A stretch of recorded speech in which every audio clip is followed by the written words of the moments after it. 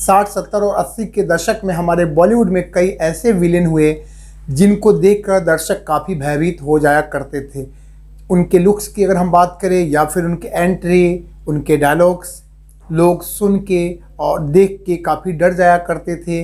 और वो डायलॉग्स आज भी आप सुन सकते हो और लोगों के जुबान पे आज भी चढ़े हुए हैं। चाहे वो मोगैम्बो हो, शाकाल हो या फिर विल्ला, ऐसे बहुत सारे कैरेक्टर हुए। ये कुछ ऐसे एक्टर्स थे जिनके नाम से ही लोग काफ़ी डर जाया करते थे, लेकिन उनकी ज़िंदगी, उनका जो अंतिम समय था वो काफ़ी दर्दनाक था। आज इसी पे हम बात करेंगे, कितने दर्दनाक तरीके से उन्होंने इस दुनिया को अलविदा कहा। तो चलिए जानते हैं कुछ जो हमारे टॉप के विलेंस थे उनके बारे में। हालांकि पर्दे पे वो काफ़ी खूंखार विलेन थे, लेकिन रियल लाइफ में उन्हें काफ़ी दर्दनाक मौत मिली और जिन्हें भी पता चला उनके रोंगटे खड़े हो गए। किसी ने गंभीर बीमारी के कारण इस दुनिया को अलविदा कह दिया, तो कुछ ऐसे भी थे जिन्हें कोई देखने वाला नहीं था और उनका अंत समय काफ़ी दर्दनाक था। तो आज हम कुछ ऐसे ही विलेंस के बारे में बात करेंगे जिन्होंने हालांकि पर्दे पे हीरो को काफ़ी पटखनी दी, लेकिन उनके रियल लाइफ की कहानी काफ़ी दर्द भरी है, जिसके बारे में आज हम बात करेंगे।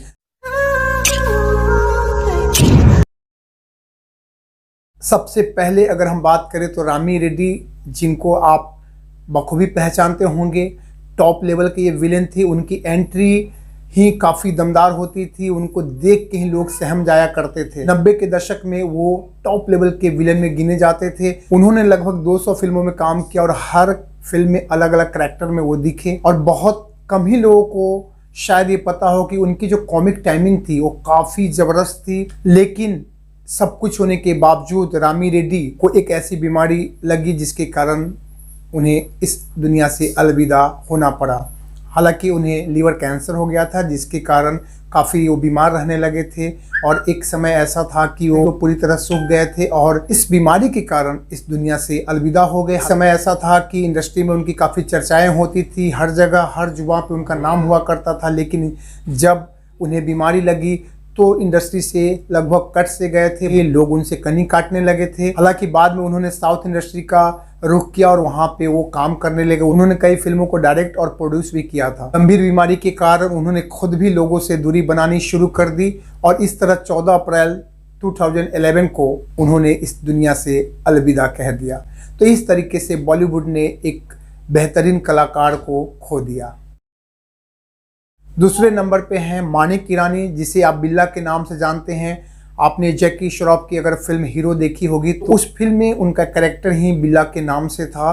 उन्होंने काफ़ी काम किया, उन्होंने अमिताभ बच्चन के साथ भी बहुत सारे काम किया और 80-90 के दशक में एक्शन फिल्मों का दौर था और जिस कारण हर दूसरी फिल्म में बिल्ला नज़र आने लगे, यानी कि मानिक ईरानी नज़र आने लगे। समय की अगर आप फिल्म उठा के देखोगे तो आपको ऑलमोस्ट हर फिल्म में लगभग आपको वो नज़र आएंगे। लेकिन जो पहचान फिल्म हीरो में वो जो बिल्ला का कैरेक्टर किया, वैसा पहचान किसी और फिल्म में उनको नहीं मिला, जिसके कारण उन्हें लोग ओरिजिनल नाम से नहीं जानते हैं, लेकिन बिल्ला के नाम से हर कोई उन्हें जानता है। आज भी लोग मानिक ईरानी की तस्वीर को देखकर कहते ये तो बिल्ला है। मानिक ईरानी 1974 में पाप और पुण्य से बॉलीवुड में कदम रखा। उसके बाद उन्होंने दर्जनों फिल्मों में काम किया, लेकिन उनको भी बुरी तरीके से इस दुनिया को अलविदा कहना पड़ा। हालांकि उनकी मौत का तो रियल कारण किसी को पता नहीं है। बताया जाता है कि उन्हें शराब की लत थी, जिसके कारण उनकी मौत हो गई।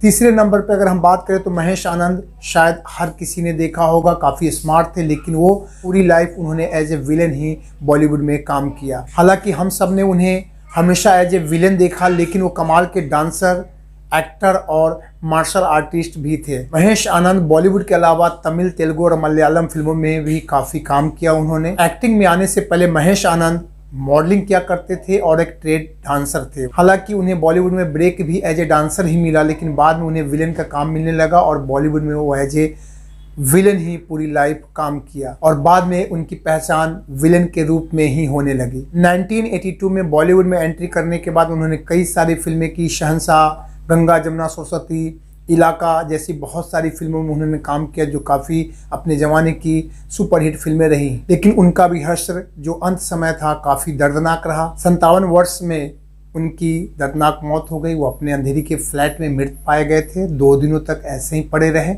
बाद में पुलिस ने इंक्वायरी किया, जहाँ पे खाने के साथ शराब की बोतल थी और वहाँ पे टीवी चल रहा था। बताया जाता है कि वो आर्थिक तंगी से जूझ रहे थे, उन्हें काम नहीं मिल रहा था बॉलीवुड में।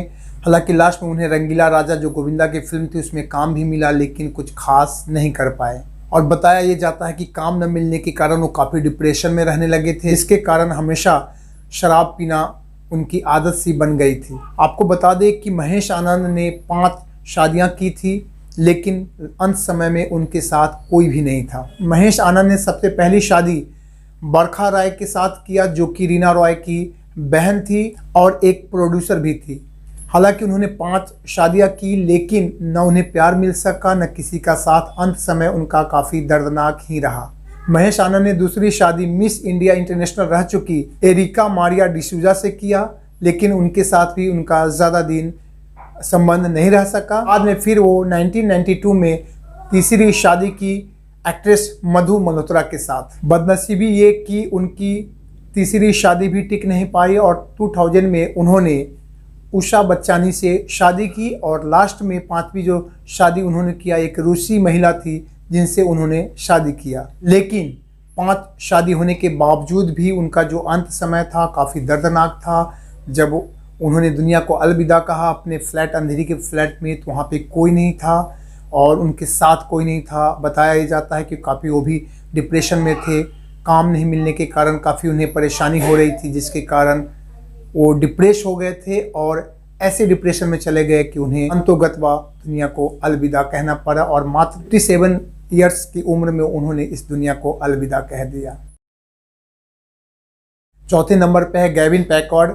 शायद आप सबने देखा होगा, जिन्होंने काफ़ी काम किया है एज ए विलेन बॉलीवुड में, जिसमें मोहरा, तड़ीपार, सड़क ऐसी बहुत सारी फिल्मों में उन्होंने काम किया। उनका लुक्स भी बहुत खतरनाक था, जिसे देखकर दर्शक डर जाया करते थे, लेकिन असल ज़िंदगी में वो काफ़ी बेहतरीन और संजीदा इंसान थे और वो बॉडी बिल्डिंग में नेशनल अवार्ड विनर भी थे। आपको जानकर काफ़ी हैरानी होगी कि गैविन पैकर्ड ने सलमान खान की जो बॉडीगार्ड है शेरा, सुनील शेट्टी, संजय दत्त जैसे एक्टरों को उन्होंने ट्रेंड किया है। गैविन ने हिंदी फिल्मों के अलावा मलयालम फिल्मों में भी उन्होंने काफ़ी काम किया है। 2000 में उन्होंने बॉलीवुड को अलविदा कह दिया और 2012 में वो इस दुनिया को अलविदा कह दिया। बताया जाता है कि गैविन पैकर्ड को सांस संबंधी बीमारी थी, जिसके कारण उनकी मौत हो गई। हालांकि बॉलीवुड में काफ़ी फेमस थे, काफ़ी काम किया था, लेकिन अंत समय में उनके जनाजे में गिने चुने कुछ लोग ही शरीक हुए थे। तो ये थे कुछ ऐसे नाम जो कि बॉलीवुड के टॉप विलेन हुआ करते थे, लेकिन उनका जो अंत समय था वो काफ़ी परेशानी और तकलीफदेह था। वो कहते हैं ना कि हर किसी को सब कुछ नहीं मिलता है, तो इन लोगों के साथ वही हुआ। नाम, दौलत, शोहरत होने के बावजूद भी हालांकि ये जितने भी नाम हैं काफ़ी पॉपुलर थे, टॉप के विलेन थे उस ज़माने में, काफ़ी उन्होंने काम किया था, लेकिन उनका अंत समय काफ़ी तकलीफदेह था।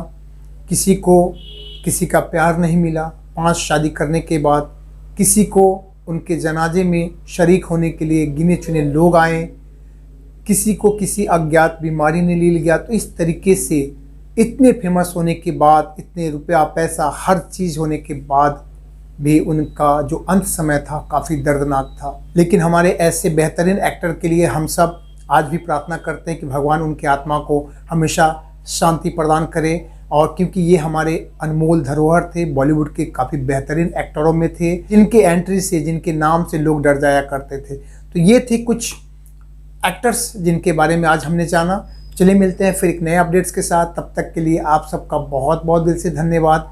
जय हिंद, जय भारत।